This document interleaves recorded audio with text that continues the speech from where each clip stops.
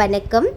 நம்மிடம் ஒரு 3 ஆயுதங்கள் இருந்தால் நம்மளை எதிரிகள் யாரும் சூழ்ச்சி செய்து வீழ்த்த முடியாது அப்படிங்கிறத ஒரு தொடர்கதையாக பார்த்துட்ருக்குறோம் இல்லையா? முந்தைய பதிவில் தன்னுடைய தந்தை தந்த அந்த 3 முத்துக்களையும் குளத்தில் இட்டு 3 ஆயுதங்களாக வரும் என்று காத்து கொண்டிருந்த மன்னருக்கு 3 மனிதர்கள் வருவதை பார்த்து குழப்பமடைந்தார். அவர்களிடமே தாங்கள் யார் என்று கேட்டார் என்று பார்த்தோம் அல்லவா? இப்பொழுது அந்த மனிதர்களில் முதல் மனிதர் பேச ஆரம்பிக்கிறார். நான் ஒரு சிற்பி. சிற்பக்கலையில் தலை சிறந்து விளங்கினேன். எங்களது நாட்டில் எங்கு போட்டி நடந்தாலும் அந்த போட்டிகளில் நான் தான் வெற்றி பெறுவேன். ஏனென்றால் என்னுடைய சிற்பம் அவ்வளவு நேர்த்தியாகவும் தத்துரூபமாகவும் என்னுடைய சிற்பங்கள் இருக்கும்.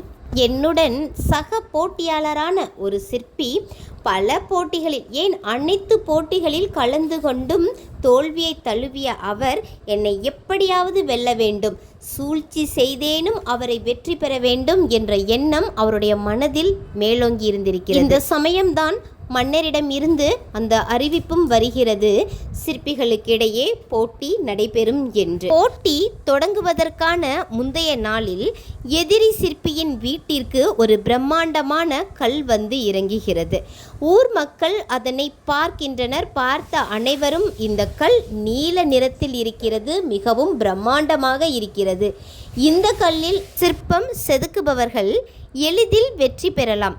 ஏனென்றால் இந்த கல் சிற்பம் செதுக்குவதற்காகவே வெகு தொலைவில் இருந்து வரவழைக்கப்பட்ட கல் என்று அனைவரும் பேசிய பேச்சு என்னுடைய காதிலும் வந்து விழுந்தது. ஆகவே நானும் அது எங்கிருந்து வந்தது, எப்படிப்பட்ட கல் என்று ஒருவித குழப்பத்தில் ஆளானேன். அதன்படி என்னால் திறம்பட என்னுடைய சிற்பம் செதுக்குவதில் என்னுடைய கவனம் செலுத்த முடியவில்லை. ஆகவே அந்த போட்டியில் எதிரி சிற்பியே வெற்றியும் பெற்றார். அப்பொழுதுதான் நான் நினைத்தேன், அந்த கல் நம்மிடமும் இருந்திருந்தால் நாமும் எளிதில் வெற்றி பெற்றிருக்கலாமே என்று.